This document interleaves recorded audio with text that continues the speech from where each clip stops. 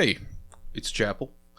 Welcome to the second installment of my playthrough of the 10-year anniversary Twine Game Jam submissions. I just wanted to mention a couple bookkeeping things really quickly. The first thing is that I should have mentioned this probably in the first video, but I am one of the organizers for this game jam. If you didn't know that, now you know it. That's just in the interest of transparency. Also wanted to give a shout out to the other two organizers. That's Latroke, who I'll have a link to his stuff in the description. Really great Twine creator, really great member of the community, very helpful. Some of my favorite Twine games by him. I haven't played them all, but my recommendations. I like The Second Floor. I love Please Answer Carefully. And 10 p.m., that was the first game by Latroke I ever played, so it has a special place in my heart. I definitely love it. He's a really helpful person. I think he's been helping me make events for the community for years now, to be honest with you. Helping with game jams, stuff like that. So I just want to give him a shout out. And then the other person is Rin GM, a member of the Twine Discord staff. Always ready to help. He designed this wonderful banner. He designs basically all of our graphics for the community and for various events, and just a stand-up guy. So I want to give them a shout out real quick. The other thing I wanted to mention real quick was the last video. I had a couple moments where I was talking really fast, where I was being really unclear, and I had a lot of sniffles. I'm going to try to do a little better this video. I apologize for how bad that video was at some points. I do have a little bit of a cold. I'm not sure what it is, stuffy nose, that kind of thing, so if I'm sniffling a lot, I do apologize. But, yeah, so I already pulled up a couple tabs of submissions. We'll do the downloadable games here. I'm mostly just doing the ones that are ready to go and be played online because that's easier for me to do real quick. I didn't realize this would rearrange every time I logged in because it's the random order. So I'm just going to keep playing them. We're not going to pick up, I guess, exactly where we left off, but you just clicked a couple at random. I tried to look at the descriptions a little bit because I wanted to do a couple this time, so I tried to pick some shorter ones, but some of them still say they're in excess of a half an hour long, so we'll get to what we get to. Anyway, the first game we're going to play is 10 Lost Boys, which is a Peter Pan reference. Make Believe and True are exactly the same thing. This one only takes 5 to 10 minutes, and we're building our own Lost Boy in this custom RPG character generator, which I find exciting. This is by Sample Reality, who is someone I see on the Twine Discord a lot, so shout out to them. I'm excited to see what they came up with here. See, it's Sugar Cube. Oh, okay, I thought it was... I thought it didn't work. But where do you live mostly now with the Lost Boys? Yeah, that's, who are they? I love Peter Pan, by the way. This is something you might not know about me. They're the children who fall out of their perambulators when the nurse is looking the other way. They are not claimed at 7 days. They are sent far away to Neverland. It's a little weird artifact there. So yeah, M toggle sound. I'm not hearing anything. It might be once we start. F toggles full screen. Oh. Well, that's nice that you get the toggle. Yeah, we'll play in full screen. Yeah, let's check you out real quick. Yeah, nice use of the dialogue. I like the rounded corners. Oh, yeah, I like that.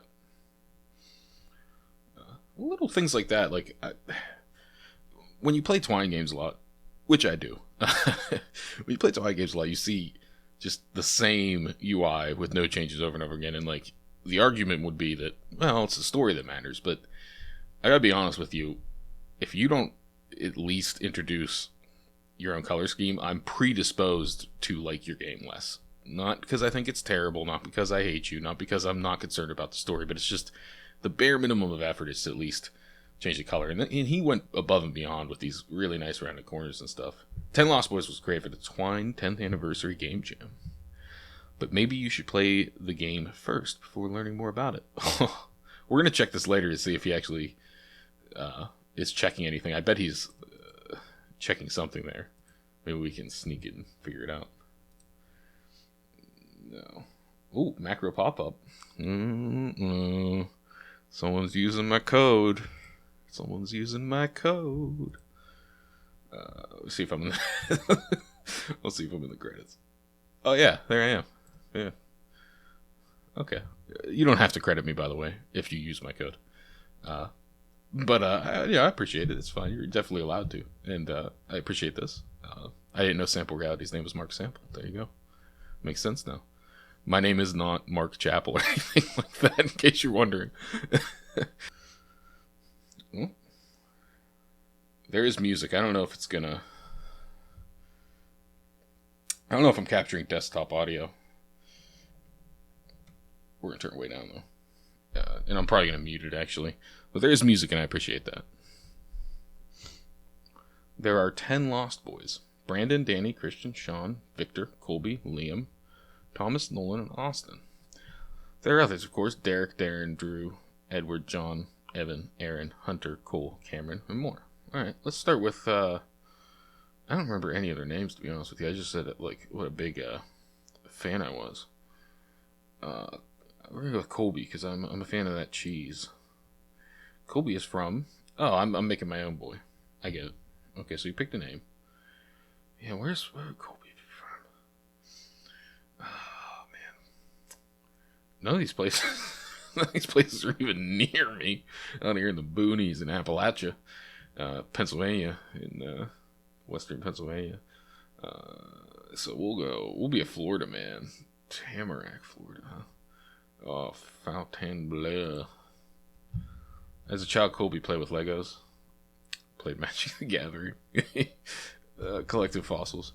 Built castles in Minecraft. Gotta get the Zoomers in there. Camped with the Boy Scouts. Read science fiction and fantasy.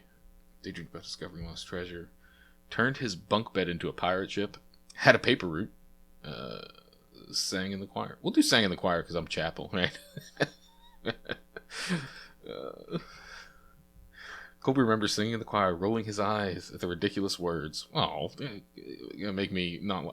I'm a big fan of those particular gospel songs, but I guess Colby doesn't. A vineyard. Okay, Colby wears. What does he wear?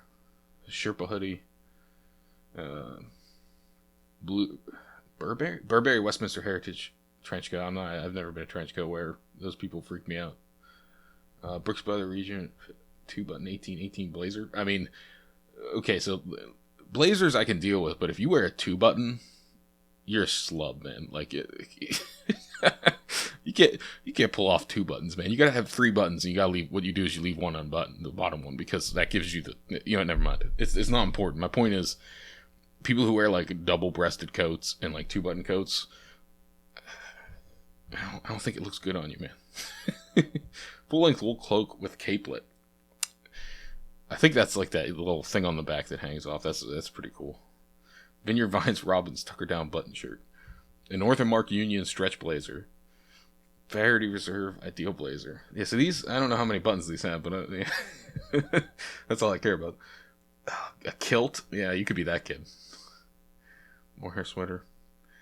Okay, Tactic Stone. I don't really know brand names, if these are brand names. We're going to go with a full-length wool cloak with a capelet, because that's kind of like a trench coat, but you're, a little more relaxed. Like, you're not going to, like, shoot up a place or something.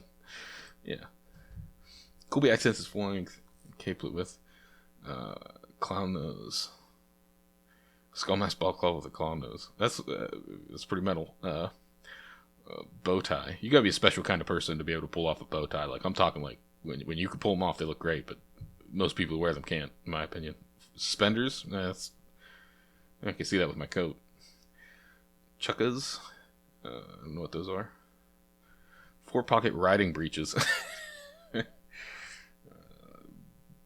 Floral cravat. I just wear sunglasses. Ray-Bans. I'm not sure what. I'm showing either my age or my lack of cool. Okay, I've seen those. All right. I feel like I can pull those off. Ooh, a knife and a scabbard though. That gives me options.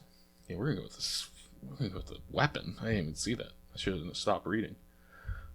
Billowing cloak with K-bar, hunting knife. I believe K-bar is a particular brand. It's like the blackened knives, but I'm not 100% sure. I don't know much about knives. And a paisley scabbard, which, you know, you gotta love paisley. A lot of his friends do too. Okay, that's weird. Kobe has frosted tips. Oh man, a Caesar, yeah, a mullet. Oh man, a flock of seagulls. Oh man. Oh yeah, that's pretty cool. Pompadour, high cut mutton chops, a perm. What's a bro flow?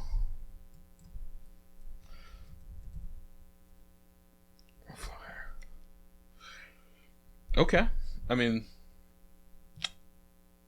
yeah, that's okay. He has a perm though. Mutton chops are tempting. We're gonna go with the perm. All right. Kobe wears his billowing cloak with a hunting knife. It's ironic, but also not. It's style. Kobe has a perm. Hair is so important, you know. The things it says about a man. Oh man, I'm risking. Whose rhyme is that too? Let's see what it says real quick. His hopes, his dreams, his drive. It's true. Men, like, there's a sense that, like, men like to pretend they don't care about their hair, but if you've ever been in like a high school, or even a college, like in the boys' bathroom in the morning, you'll see there's way more boys fixing their hair than girls. That's all I'm saying. I don't know if that's still the case. I haven't been in high school in a long time, but I remember always thinking that was funny while I was in there. The reason I knew is because I was in there fixing my hair, so I shouldn't throw stones in my little glass house here. Yeah, so what kind of right arm tattoo do we have? Lightning bolts, an iron cross, Odin's cross, Wolf Angel rune, St. Michael's cross, a cross grenade. Let's go St. Michael's cross. Oh, is this a hate symbol? Right? It's originating. Oh, okay. Well, I don't want a hate symbol. That's not what I thought it was. I'm thinking of a Celtic cross, I guess. I'm thinking of the ones with, like, it has, like, the nails in the corners. Okay. Oh, God. I'm going to wind up picking a hate symbol by accident. Lightning bolt. That could be a Nazi. What have you done to me? What have you done to me, Mark Sample? Oh, Odin. It's also Odin's cross, but there was a separate one for that. They must mean, like, the longer one. General hate symbols. Okay, well, not everything can be a hate symbol. I mean, this is also... Okay. The Ku Klux Klan used it. Here's the thing. I don't really care, because we can't give these people our symbols, man. Like, Celtic cross is not a hate symbol. I'm sorry, but it represents a... Well, it represents a execution device, but still, you know. Oh, God.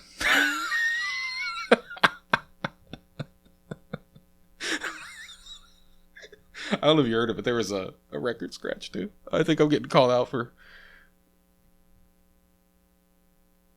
Okay. Uh-oh. Yeah, we're going to remute the music. Oh. There it is. Okay. Was Bill and Cloak on having an was definitely making... Is this... Oh, no. Oddly compliments his Celtic cross. Oh, no. Am I a racist? Am I making like a tiki torch racist or something? Okay. Rainbow Bright theme song. Growing Pains. Growing Pains is a great show. Not really. It's actually terrible. Oscar Mayer Baloney theme song. See, now I don't know which one of these are hate symbols. I like Three's Company. That's a good show. Okay, yeah, we're good. Time to go out. Colby dress. There's gonna be it. Oh god, it looks like his uniform or something. Oh, I see what's happening here, and I don't like it. I'm trying to listen to the things. And even chant it sometimes. Children of Trump and Red Bull. We get this news from... Yeah, okay, this is good. Let's see. I'm a Discord mod. I don't get my news from there. I'm not an idiot. I don't get my news from the internet. I'm sorry. People get their news from the internet. You can get it from the internet, but I have a newspaper subscription. I'm an adult, so let's see Discord. Yeah, I don't know where this is going. Colby Myers' full-length wool cloak with capelet. Colby Myers' K-bar hunting knife. Paisley scabbard. He likes saying brand names. The way the syllables roll off his tongue. Colby's permanent Celtic cross, too. That holds everything together, yeah. Colby and his fellow patriots listen to the Three's Company theme song. Is the Three's Company theme song like a hate thing? Like, I don't know that it is. Chanted at rallies in the state capitol. Oh, man. Colby learns the global cabal chocolate sacrifice in the coming storm. I'm laughing because it's sad, though. Like, this is taking quite a turn. To join up with Evan, John, Derek, and all the rest, Colby must... God, I don't know enough about racist stuff, I think, to make a good 5 Kellogg's breakfast cereal. Does that prove that you're American or something? So in the basement of a local... Ugh. Red tactical sword for release for the... Oh, man. Zubon linked to our professor's class. Give up masturbation for a month. Yeah, that's... I don't know if they only do it for a month, but I'm pretty sure that's a Proud Boys thing. Down a bucket KFC at a vegan restaurant. You're just being an idiot. Punch and Antifa, or anyone really, yeah. They were a perfectly lip-synced performance of Proud to Be an American. Okay, Proud to Be an American was briefly going to be our new national anthem, actually. And Proud to Be an American, I gotta be honest with you, I don't think that's supposed to be racist or like a hate symbol. Just because, like, it is possible to be a patriot and to love this country and not be a racist, but that's like starting to, I don't want to get... I want to let this game be whatever it wants to be, political or make a statement, but I don't want to impose on that with my own political feelings. So I'll try to stay away from that. Stage an anti-mask tampon at Aldi. Ugh. Let's deliver a perfectly lip-sync performance of Proud to Be an American, because that at least sounds fun. And I honestly don't hate that song. That played everywhere when I was a kid. Even on like the stations you wouldn't expect. It wasn't a controversial song, if I recall. There's a lot going on that was controversial, like the war, but that wasn't. People legitimately liked it.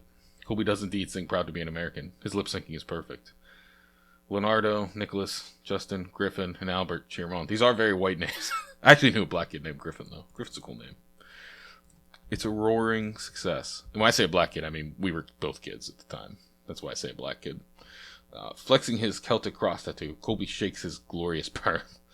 He imagines it in slow-mo and asks Vincent to record it, post it on Facebook, going viral. That'll show the snowflakes back at Fontainebleau. They go out to celebrate his initiation. There was no one to tell him to wash their hands before dinner, so they ate with dirty hands. Colby is now part of the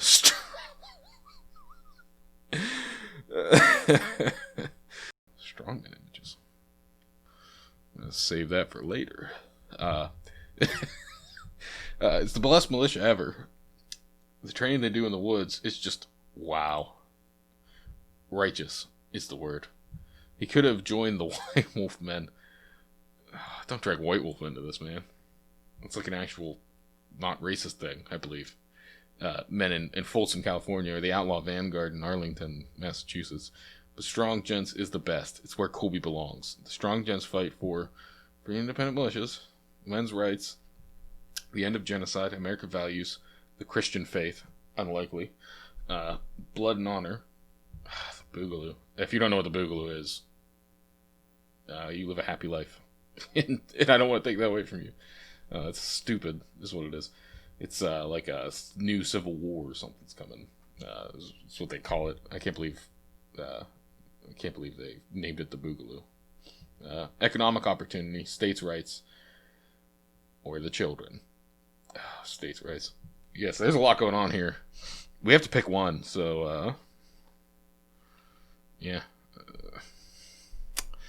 How are we gonna do this? Let's I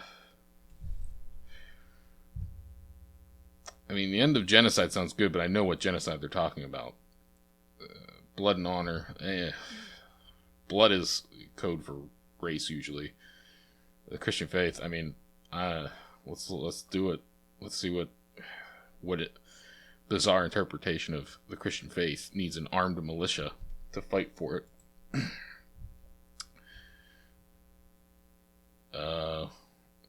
Yeah. Confederacy. Protecting the faith. Protecting the race, yeah. Protecting the race from Jews and Muslims. Yeah, so who are you protecting it from, huh? White people only. Men's rights. To hate feminism. To hate women. Yeah, you know and the white yeah, I knew it. American values, yeah. Western values. Nordic values. Honestly, I gotta be real with you. Not even that. Values is a misnomer. Yeah.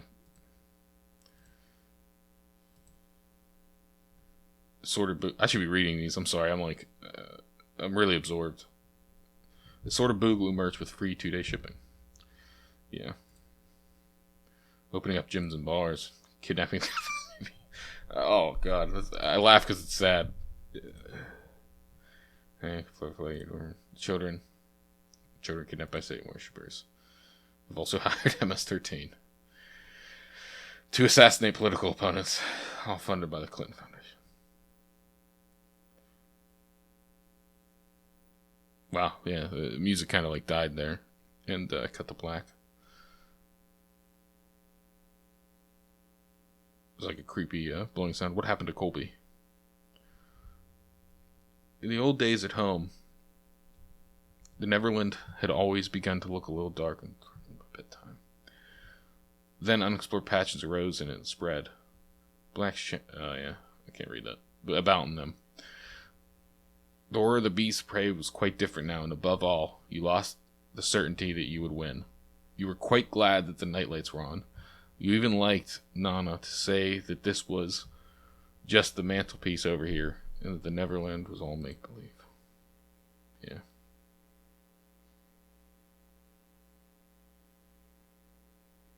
Kobe was lost in the Neverland. Of course, the Neverland had been make-believe in those days, but it was real now. And there were no night lights, and it was getting darker every moment. And where was Nana? This is a little quick, the timers. Good effect. Yeah. Always fair. Yeah. So now I think if I click about... Yeah, here we go. Okay. Now we get the real about page. So I'm going to read this real quick. With apologies to J.M. Barrie's Peter Pan, for whom make-believe and true were exactly the same thing. The 10 Lost Boys is inspired, we'll click on that in a minute, by militant white supremacist groups like the Proud Boys or various boogaloo groups. Actually, yeah. No, that's not quite the right word. Motivated, yes. Yes. Aside from their obvious dedication to preserving white supremacy, they have also weaponized pastiche. Pastiche of conspiracy theories. Or conspiracies, pastiche of pop culture, pastiche of fashion. It's very true. Sort of a strange postmodern movement of streaming and memes, and it is very disturbing.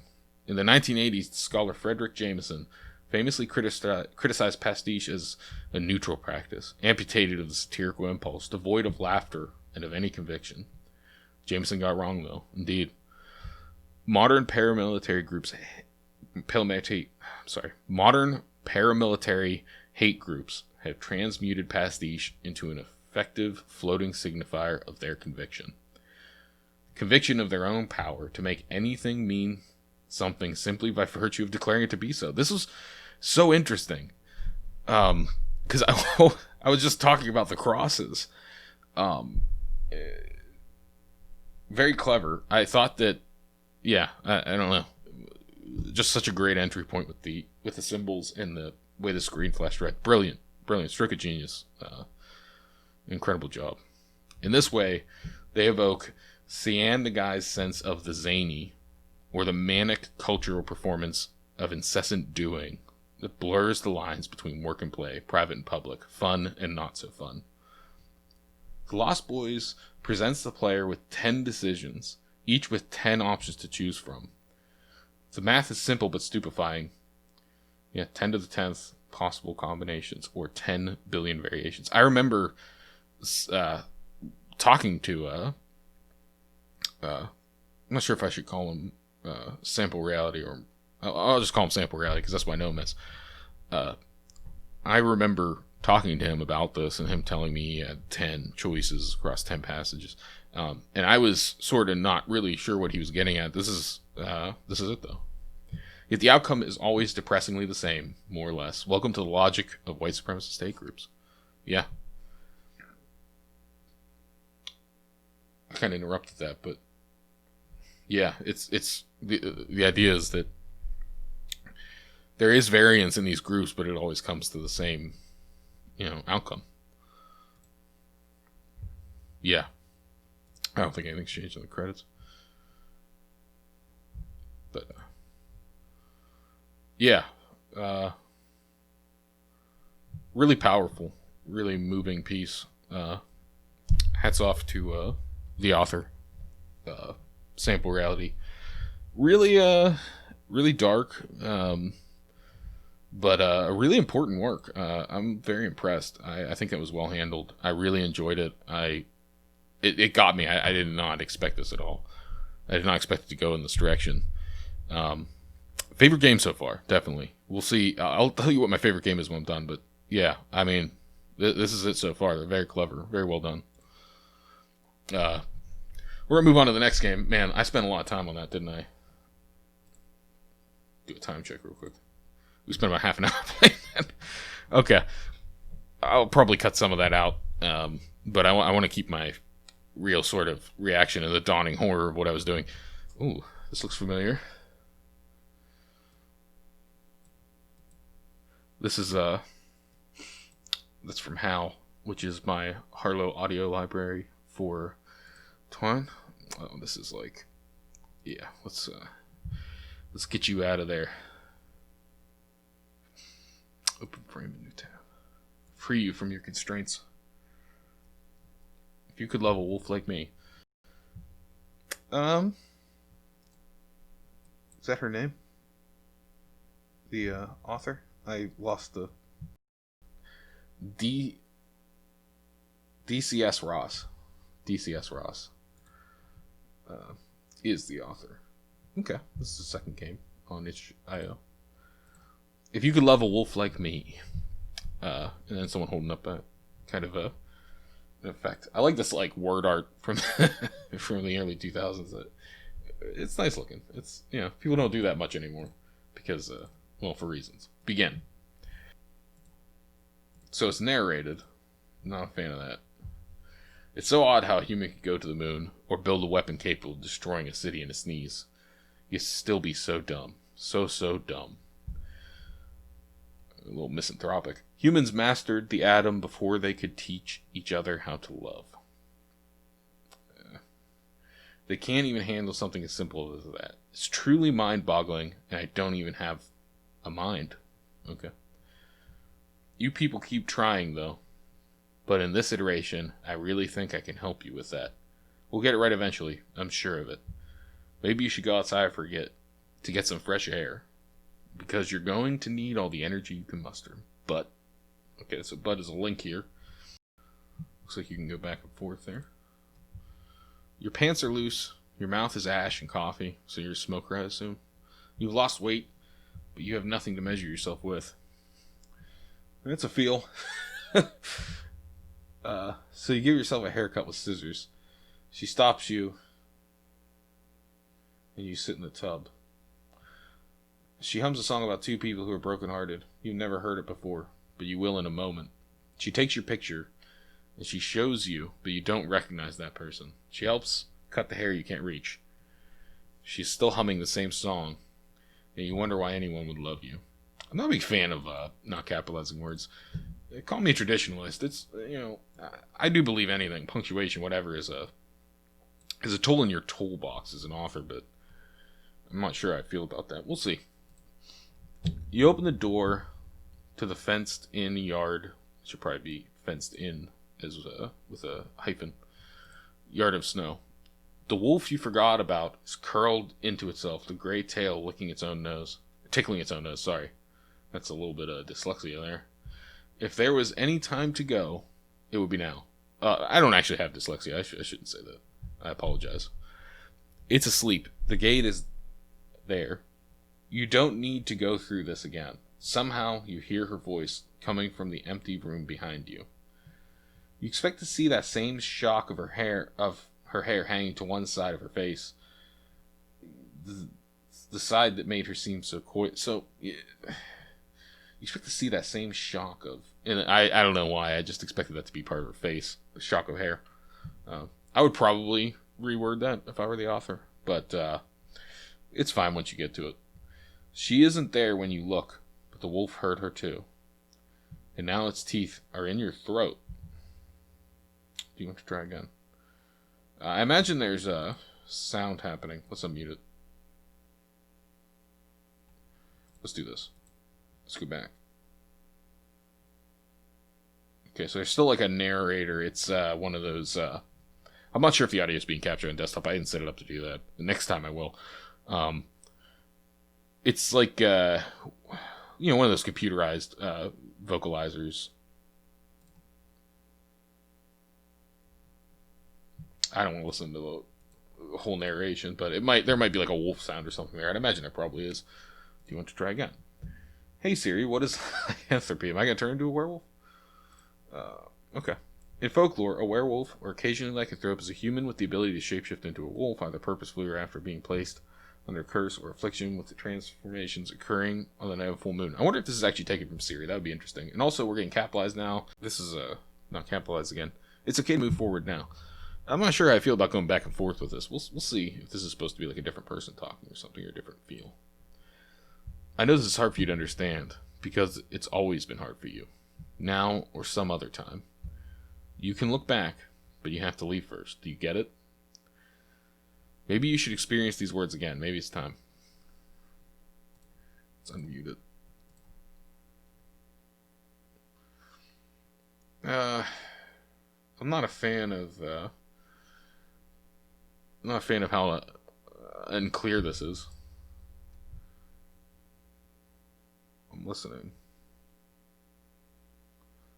Yeah. See, I don't hear any. This passage, I suppose, is not narrated. I recommend you play this on your own with the sound turned on, and let me know what you think, because I don't think I'm doing this game justice with flipping the sound on and off. So I apologize to the author if that's a really important part of this game. I know it's been a long time since I've seen you in person. I hope I don't. Yeah, see, there's a apostrophe there, so I wonder if that's a mistake. And then some of these eyes are capitalized, some are not. I don't know. I feel like this is on purpose. Like it's kind of like supposed to be like texting. Not a fan of the inconsistency though. It kind of makes it hard to read, to be honest. Because I don't know. It's fine. Maybe I'm just getting old. I hope I don't send you this message eventually, whatever iteration I'm on. I don't know what I'm doing. It's that time of year again. Hooray. Winter is knocking on my door, and I feel the fur growing back, and the teeth, and all that shit. And you know I'm being metaphorical now. Okay. I wasn't metaphorical about it first, because part of me wanted to be true. I don't know if that's good. I don't know if that's the right word. Use the word metaphorical. I wanted to be a monster because it would explain how I felt about myself. It would explain why I never believed you when you said you loved me. It's okay to move forward now. We're getting somewhere. I'm just not sure where. I know this seems like a punishment, but it's what you want. It never changes, so I don't know why you keep coming back. You've built this place to hold space for a life that doesn't exist yet. The more you come back, the more it becomes your home. Does that make sense yet? Maybe you need to hear this again. So it keeps referring to like me hearing stuff again, and I'm not hearing it again. This looks like it's a poem, but it's not maybe a poem. We'll try to read it like a poem. When the mail came, we rubbed our hands together like flies. A parcel of grandmother's love, cookies and candy, tea and playing cards. Cross-legged on the floor, I spread the cards, divining, looking for my suit and number and death's herald. But all I found was your likeness in the Queen of Hearts. You slid the king to me, but I preferred the Joker. Dragging the stone was the last time you rolled your eyes at me. Do you accept these terms and conditions? I'm a fan of that poem, actually. I think it's actually rather nice. However, I'm not sure about this game as a concept. This room is empty, but there's no space for anyone else, just you. Everyone you try to bring here won't fit through the door. They can see inside, but they know that they won't fit. Does that make sense yet? My patience is infinite, but you are not. Someday you won't be able to open the door to the space. So you build another home around it. That home will become you, and you won't know why you were there, but you won't be able to leave at all. Does that make sense now? Maybe you should try the back door again. Okay, so we're back to the back door situation. The wolf faces away from this place. It stares at the wall, pacing and whimpering. It's odd, but you feel no fear. This is not the same wolf, yet it smells the same. There's a twitch in your spine when it notices you. It bows its head and walks over to you like it knows exactly who you are. It's not going to bite you. It won't bite. But you should probably open the gate and let it out. You should open the gate and leave. But you don't open the gate this time. The wolf sits at your feet, happy and panting. The two of you sit together quietly and don't notice the snowflakes gathering around you. You don't notice the cold. You don't notice anything until the breath freezes in your lungs. You need to try again. That was kind of a mean trick. That wolf managed to kill you without drawing your blood. Again, I mean. Does that make sense yet? When we think about the monsters inside us are our friends. We take them everywhere we go. Okay, let me hit that sentence again for you. When we think the monsters inside us are our friends, we take them everywhere we go. All you had to do was open the gate and leave this place. The wolf would leave this place too. It wants to leave, but it wants to watch you die first. I know it's hard to hear, so you should listen to this.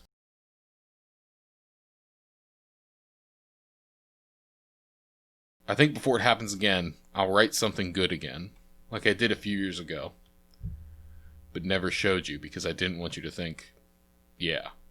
Sometimes I look at the pictures you took of me and think that you saw someone I didn't see or wasn't there, but there he is in the pictures. Maybe I didn't recognize that person because he stopped existing when the shutter closed. Anyways, this is an interesting rumination, as the game likes to say. Or as the description likes to say. The idea that, there's a moment in time where, that moment is that moment. That person is that person at that moment. It's just sort of that idea that you don't really know anyone, maybe, or even yourself. So, yeah, I mean, that's probably the deepest, I'm getting close to understanding what the author's trying to tell me, but I really wish it was a little more straightforward. I will say that. I think that there's... Poetry is a place where I expect to spend a lot of time on a short amount of text, trying to figure out what it means, trying to sort of get all the pieces together. In prose, I feel like it's really important that I understand the top level meaning pretty immediately, and then the subtext is sort of the next piece filtered down, where there's more meaning that can be extracted, and you can plumb the depths and see more of the author's brilliance. I feel like this is all subtext, meaning that it's really hard to string together and figure out what even the theme is. So if I can't figure out what the theme is, I can't really figure out what I'm looking at. It's almost impossible for me to string together just pure subtext. That being said, it's possible too that I'm just an idiot. And that's not me being coy or anything. Like, a piece like this, some works are like this, and they just require you to invest a lot of time understanding them, and they require you to approach with a really open mind. And when I first opened the story, I did not expect it to be, not super plot-driven or textually driven or anything like that. So it could just be that I approached it wrong.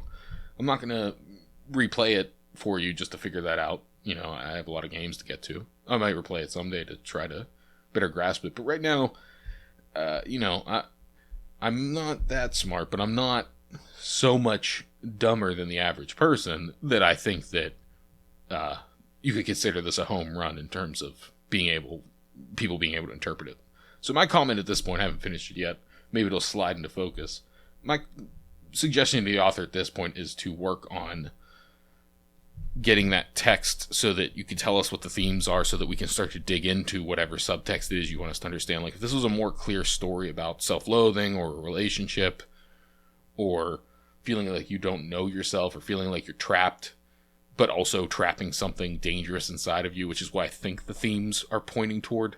If that's indeed what the themes are, having a textual, top-level, surface-level story that indicates those themes without telling us all the secrets is how you start that breadcrumb of discovery so that we can go deeper to the next level. If this was poetry, just poetry, and it was all basically subtext, it would be much shorter. So easier to understand. You don't do long poems either that are pure subtext, right? That are pure. I'm using the word subtext a little bit incorrectly, but you know what I mean, like the implied deeper meaning or whatever you want to call it. Anyway, I apologize for that large interruption. Let's keep going. Done yet. Remember when she used to tell you how good your memory was? Boy, did that ever backfire. Sorry, you told me to say it, but I understand if you want to leave for a second. I'll be here when you get back. Okay. She's painting something you can't quite articulate the importance of the colors or how they are arranged just yet. Something is taking shape, and she sees it, and you don't. She looks up and smiles at you as the shutter closes, and now all that remains of that moment is the picture left behind. I do like this picture stuff. This is good stuff. I like the concept of this, the picture being this sort of immutable thing, and everything else around it shifting and changing. And, I know to a lot of people, if you've lost someone or you've been through really hard times or in a relationship, those pictures feel like the only stable place in just this violent sea of chaos. And I've experienced that, and I've had almost the exact same thought about looking at old pictures of, friends I don't have anymore, people who've passed on, and just thinking that almost this exact same things like that, this moment is like this pillar. So I really like the picture stuff. I don't know. I feel like I've had the same thought or similar thought. I'm sure many other people have too. So I really like that focus. I think I get that theme really strong. That subtext. I'm getting it. I'm picking up what this author is putting down. You're alone again in this room, but I'm still here with you, and you have all those files to look at, remember? Maybe play the next one. So the idea that there's these files is making me think that we're listening to something, but there's also a narrator, because I'm being told I'm alone in this room about to play the files, but I think the game is also the files. Again, some more solid text to stand on would help us.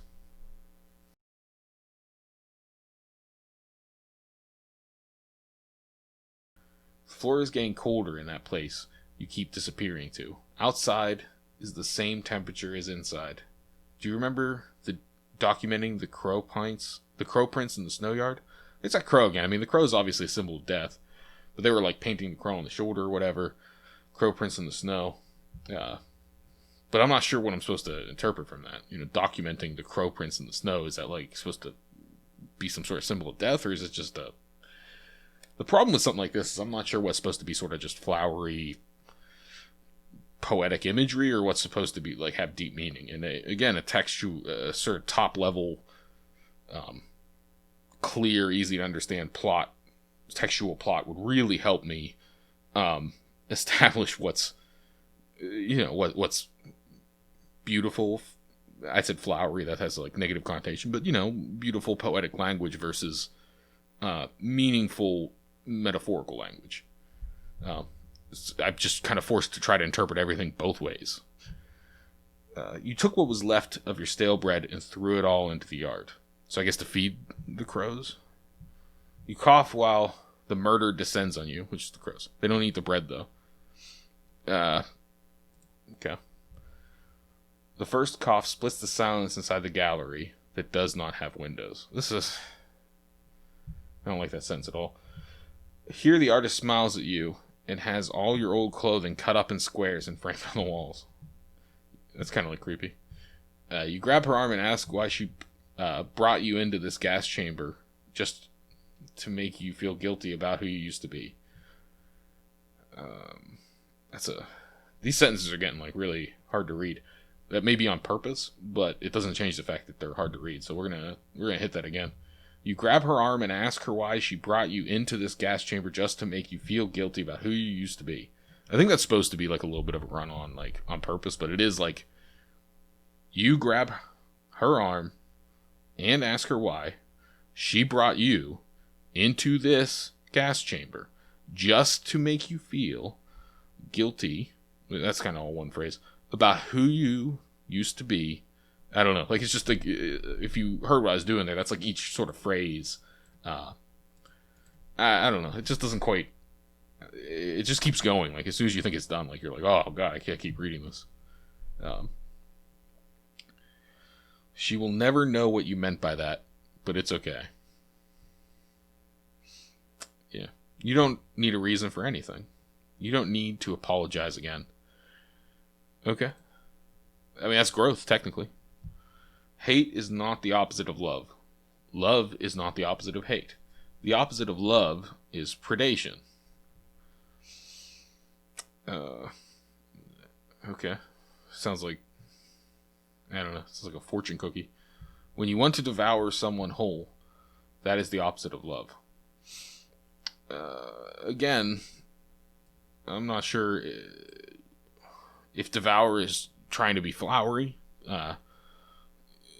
meaning that it's part of, predation, it's part of just this image of like, wanting to kill someone, or if, devour is very specifically chosen as metaphorical language to mean like you want to like smother them with your love and like be sort of this all-consuming, I guess, jealous lover. It's, when you want them to devour you, that is love.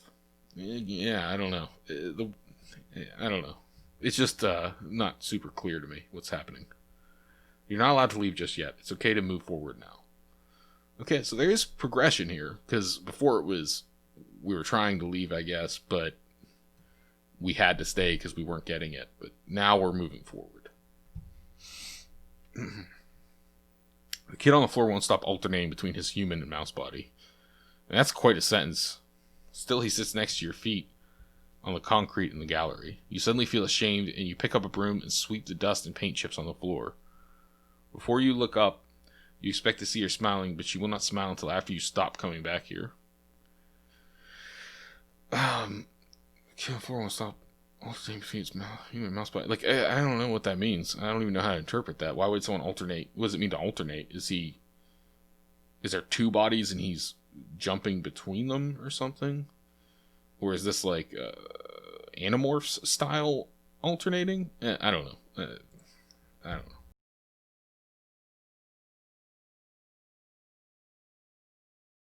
Emotional stuff.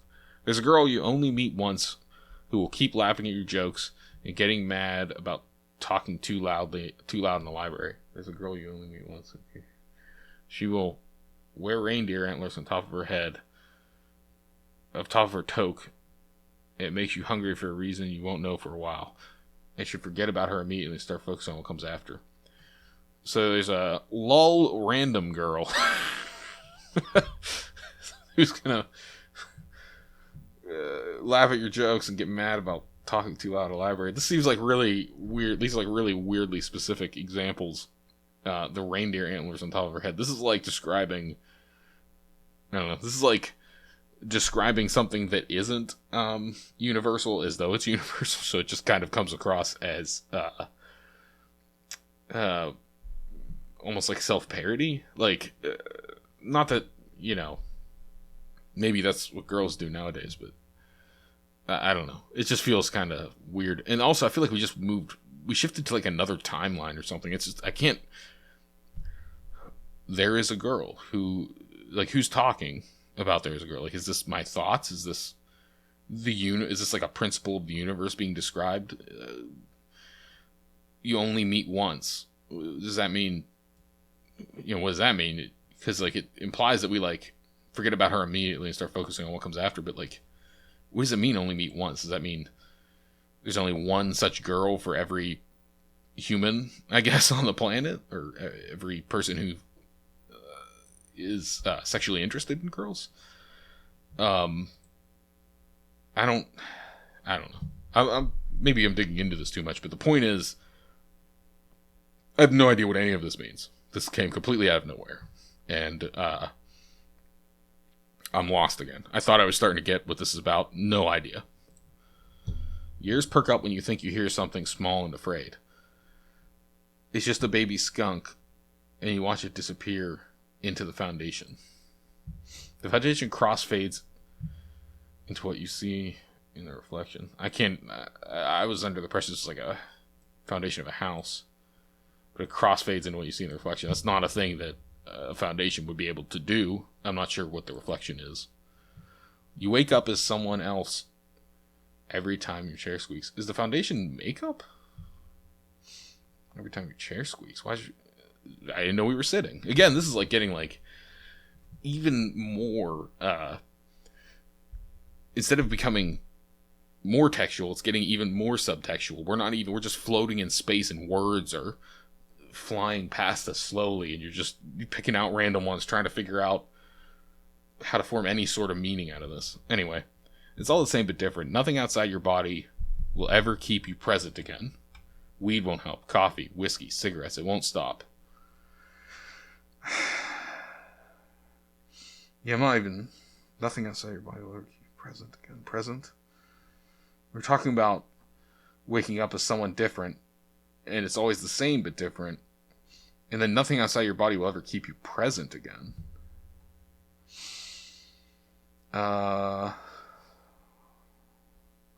It won't stop happening. I can't spend any more time trying to figure out what this means. It's very possible that I missed something. I'm misinterpreting the story. If I am, this is going to be a very frustrating episode for you to watch. I apologize. But I think the more likely scenario, I have a degree. I have a college degree in, it's technically in writing, but I had to take tons of literature and criticism courses. So, I'm not someone who is unable to interpret the meaning of text, even when that meaning may go over the head of the average bloke, of the average, engineering student or accounting student, or even law student. I think that I can generally, plumb text for a lot of meaning, and this is just, it doesn't have any relation to what came before. We were just talking about Antler Girl, and now we're talking about, then we were talking about skunk. I don't know. What does the skunk symbolize? Jumping into the foundation of a house, and then that foundation morphing into our reflection, and then us waking. What does any of this symbolize? It's I'm sure it has meaning, but it's a little too deep now. Until you want it to. Okay, sorry.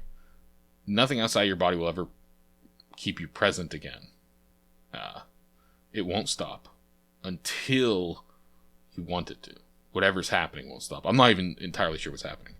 She comes home right when the song changes and screams when there's something new curled up in your chair. Is it the skunk? The minutes on your screen are going backward, but she doesn't believe you? You smell the sweat beneath her parka. Alright. Every time you want to speak about your childhood, you feel your father's fist in your chest. Okay. Every time you see the picture of her with her guinea pig, you're afraid to tell her how it makes you want to cry a lot in a way that might scare her. For some reason, those things are similar in your mind. Yeah, for some reason. I'm not even going to try to interpret that. All your footsteps in the snow between that room and the hospital have washed away, and you are the last person to know they were there in the first place. Yeah, this is a really good image. All your footsteps in the snow between that room and the hospital have washed away, but, where did the hospital come from? Why are we in the hospital? This is a powerful image. If this was given the proper context, if I had the context to interpret this subtext coming before this might be a flooring image, a really powerful moment in the story. That person you are now killed the person she loved then because they needed to feel what it was like to break two hearts at once. I don't know who they is, but that person you are now killed the person she loved then. This is about a relationship, and the self-loathing and the wolf inside of you is the thing that destroyed your relationship. I'm getting the sense that this might be from the perspective of an abuser, maybe not a physical abuser, but some sort of person who's in a bad relationship and it's all their fault. They ruined it through some, like the idea of like the love consuming and stuff. Like I'm getting, there's something going on in this piece. Obviously, it has meaning, but that meaning is so deeply personal. And when you want to publish something for an audience, you have to keep your audience in mind. And this author has written something that's deeply personal, almost like a journal entry, I feel like. And I really appreciate that. I really appreciate that on one level. On the other level, you need to spare a thought to your audience. You shared this in a game jam, so obviously you expect people to read this. So it just needs a little more text and context in a little bit more of a direct, we need something to put our feet on, because we're not you. We haven't lived this, or lived these feelings in the exact way you have, even if these are, universal feelings. When she turns over, when she turns over this time, she will ask you to put your arm around her, because it is going to be winter for a very long time, even though she means just for you. Yeah, I mean, that's relatively clear.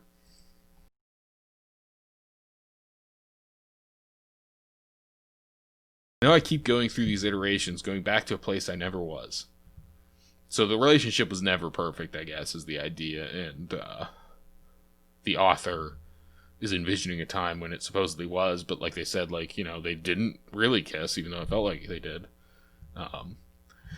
In that dream, I felt happiness that I don't remember ever feeling in the moment. I know I was happy. I know in my mind that I loved you, but I can't remember the feelings, even though this is the only thing I want. Something is wrong with me. So we're getting a little bit more clarity, but the whole piece needed to be like this.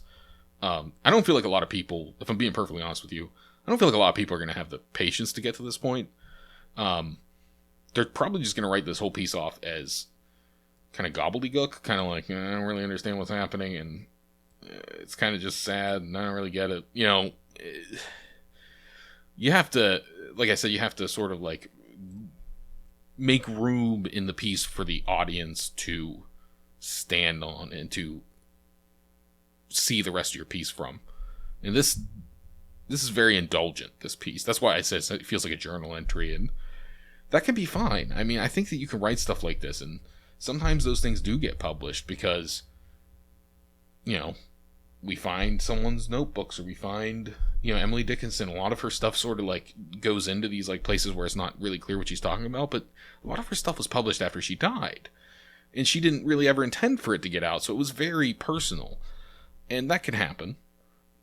So I'm not saying that no one's going to be interested in something like this. My point is simply that when you write for an audience, like you're entering a game jam, generally you want to try to appeal to that audience by making some concessions in your vision to make room for them to inhabit it and go on this journey with you. Because I'm interested in what's happening here. I want to be included, but I feel like I don't understand what's happening.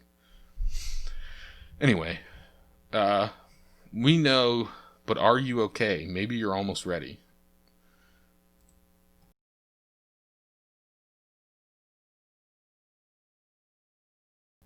She wanted you to stop changing into something else, even though she knew she couldn't.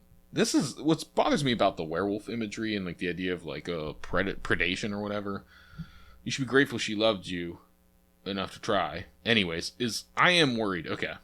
I'm worried that this wolf thing is like a euphemism for abuse. I think I already mentioned that. But I'm worried that it's like this story is written from the perspective of an abuser. Not that the author is an abuser, but yeah, abuse is not something we need to spend a lot of time considering why and how they really felt inside. So I just hope that's not what it is. I'm not saying it is, but the idea of it being like a wolf and like you being like this monster and you let it out and, destroyed your relationship and, you got this monster you're trying to lock up inside sounds like, it sounds like you're trying to almost what's the word I'm looking for? I'll think of it.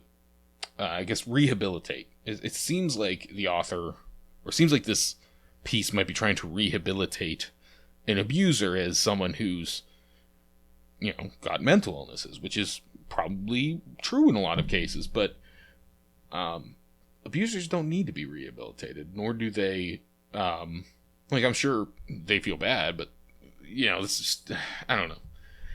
It's problematic, in my opinion, in a couple of ways, if that's what this is about. I'm not sure that's what it's about, but I do not like the wolf imagery. It makes me uncomfortable. It makes me think this is some sort of... It makes me feel like it's an abuse story. So anyway.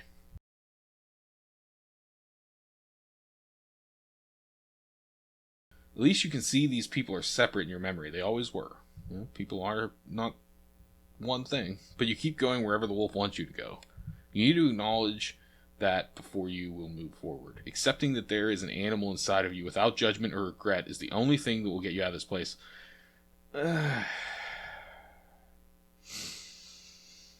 You don't have to accept the bad parts of yourself. And I feel like some people do beat themselves up, but I always hate that message. You can change. You can become a better person. You should always strive to do so.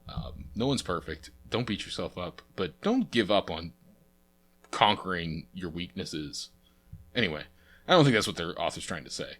The point is, the wolf we've been led to believe is not a great thing, so the idea that you should accept it is kind of out of nowhere, but maybe that's, especially without judgment or regret or whatever. Like, this whole story feels like a regret porn, right? Like, to say, like, suddenly, like, don't have regret. Like, too late, story. Where have you been? You can't just look at it. You have to see it. You need to feel it inside of you. You need to smell the fur you keep stepping into. I guess the idea is, like, you can control it if you admit that you have this dark side. Does that make sense a little? When you're okay again, I have something I need to tell you.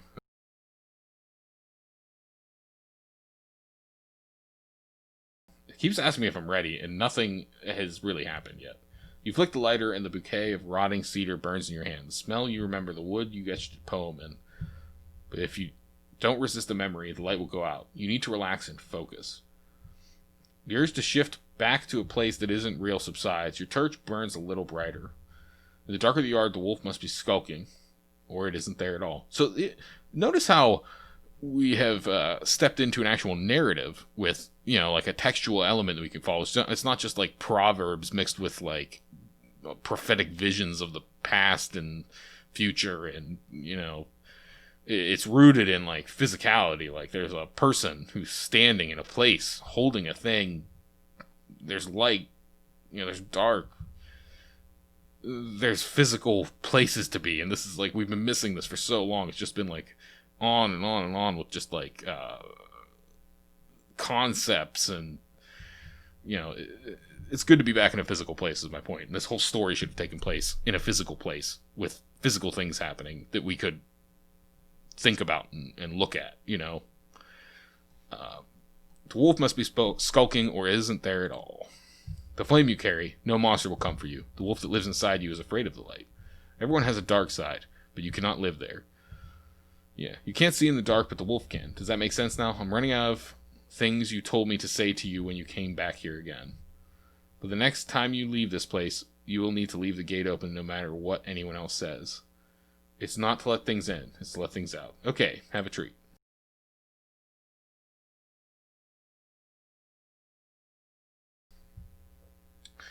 I gotta be real with you guys. It just keeps going and going, and like, it's not, I have no idea what's happening anymore. Like, I've completely lost the thread. And honestly, I don't care that much. It's just a lot. It's like so much text. He keeps saying, like, it's the last time, and I've said enough, and this is the last time we're gonna do this, and we're never coming back here, and we're gonna get out of this. And it's like, just keeps talking about stuff, and like, I don't know, man, like, this is really crossing out. This story it doesn't just need to have text, it needs tightened up. It's just got bits flying everywhere. It's just so long and drawn out, and like so much of it is either rehashing the same things we already know. Like, we get it, you have like a monster inside of you or whatever, and he's kind of a jerk, and you want to turn back into the guy you used to be, and you didn't say you loved you to your girlfriend enough. But like, I get it. Like, it's just rehashing and rehashing. This feels like therapy for this person, maybe, who wrote this. Maybe it's not. Maybe it's completely fictional. But it feels like, at least for this character, that it's like this therapeutic thing where they keep, talking it out. But like, it's not a good story.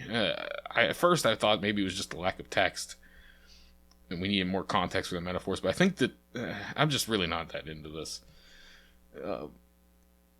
I know a lot of work went into it because of how long it is, but it's just, I don't know. I'm not a big fan of this, and I'm becoming less of a fan of it the longer it is, because something like this, where you just feel lost for a long period of time, it needs to be less than an hour long. I've been doing this for an hour now, so I'm gonna make the objective, or not objective, but I'm gonna make the decision to just start skipping through this. So we're not going to read anymore. I'm just going to click, and we're going to see how much more there is. Okay, there's a whole other thing here. I know this is probably the resolution. This is, this is probably where we're finally coming to ourselves. And you can maybe sit through some long animation now, too. Oh, there we go. So long. Okay, here we go. Okay, so I was pretty close to the end. Oh, this was an actual person recording this voice. That's really cool. The cover art was actually made by somebody, which is interesting, because I didn't think the cover art was super good. It wasn't horrible or anything. Kind of like lo-fi almost, right? Let's look at these organizations. Maybe that'll help me understand more about this story.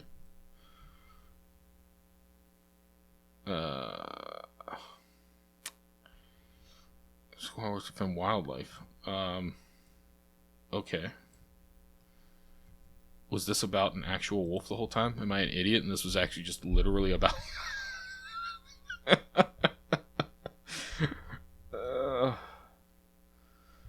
Okay, addiction. Yeah, that makes sense. There was some overtones of that. It was really mostly focused around a relationship, though.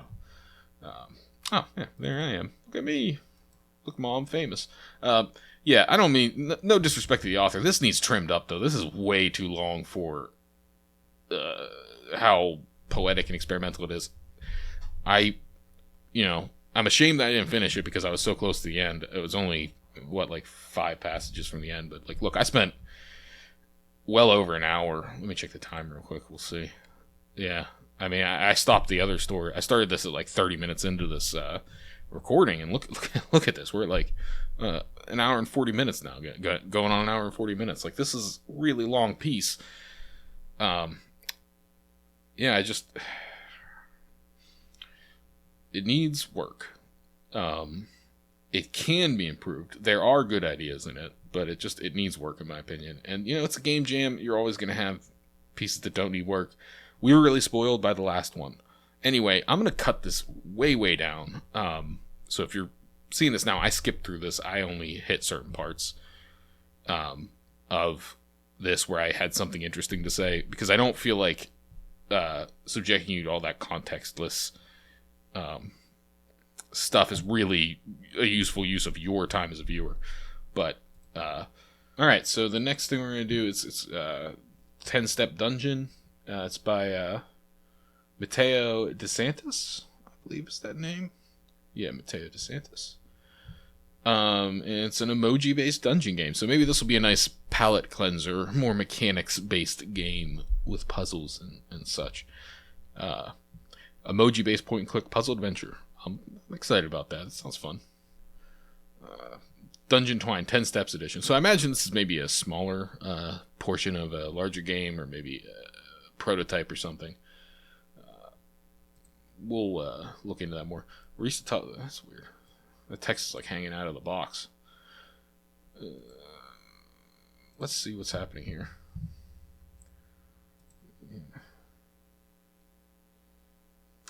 That's weird. Why is this? Oh, is it? Oh, that's weird. It's like it's done on purpose. They wanted it to look like that for some reason. Yeah, I'm not sure why they made that decision, but maybe it will make sense later. I'm sure that the rolls aren't meant to look this way. Anyway, reach the top of the dungeon. Move by clicking the arrow. I wonder if I can use the actual arrow keys. We'll see. Collect keys to open doors and go to the next level. You have 10 steps, which are the little circles. Oh, see, this is outside the box. Every step is important. You have 10 steps, and they're represented by rings. Before losing one, we have 10 steps before losing a heart. If we run out of hearts, we die. Oh. Collect food or sleep to recover your hearts. Think non-linearly. Think non-linear. You can fall back to lower levels using the hole. You can open walls and unlock chests. It just says you can open holes and unlock chests. I'm not sure. Anyway. Level 1. Oh, that's us. That's us right here. Let's see if we can use the arrow keys. We can't. Darn. Alright, so we're going to go up, over, up. Found a door key. Hell yeah. Look at us smiling now. And we'll go. Okay, you use the key to access the door. Got access to level 2. Up. Yeah, this is cute. Little grid. Let's, just for the sake of interest, yeah, this is just a div and a bunch of spans. I figured it would be a table, but it's just a bunch of spans. I bet this looks really bad on a phone, though. That's fine, though. Okay, so let's watch our steps. We're going to try to get everything. So, grab that. What we'll do is this. Can I click that? No. Okay. Use the small key, and that's where the door key is. So then we'll go straight down. We're going to run out of hearts, but we'll be okay. We'll recover a life and leave. Nice. Got level 3. Okay, so get the dagger. Kill the snake.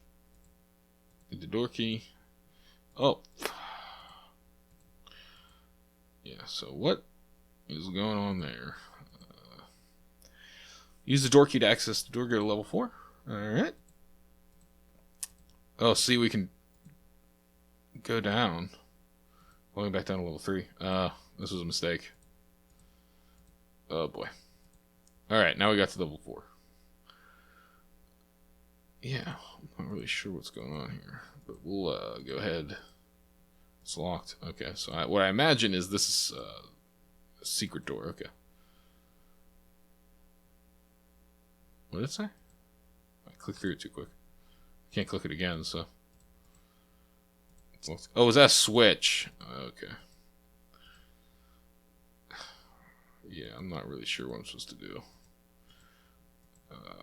Let's go back up. And I guess we'll just try to click that again. The secret door will be open for the next 10 steps. Okay. Oh, I see it. I didn't read it the first time. That's my fault. It's not the game. Let's grab this thing. Oh, no. Okay. We're not going to make it. We're going to cheat.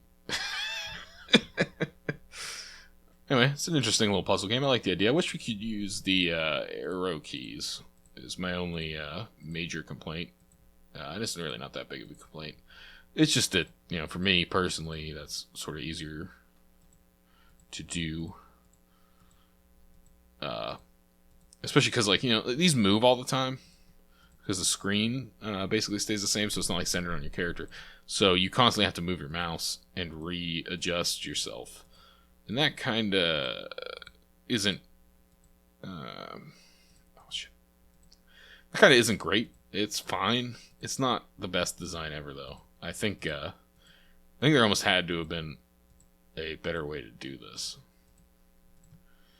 So, we're going to try to get to level 5, and then see what's there, see what that looks like.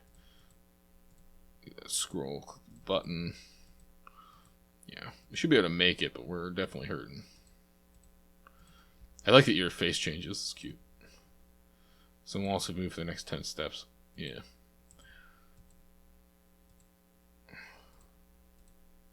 Got a shield. That thing.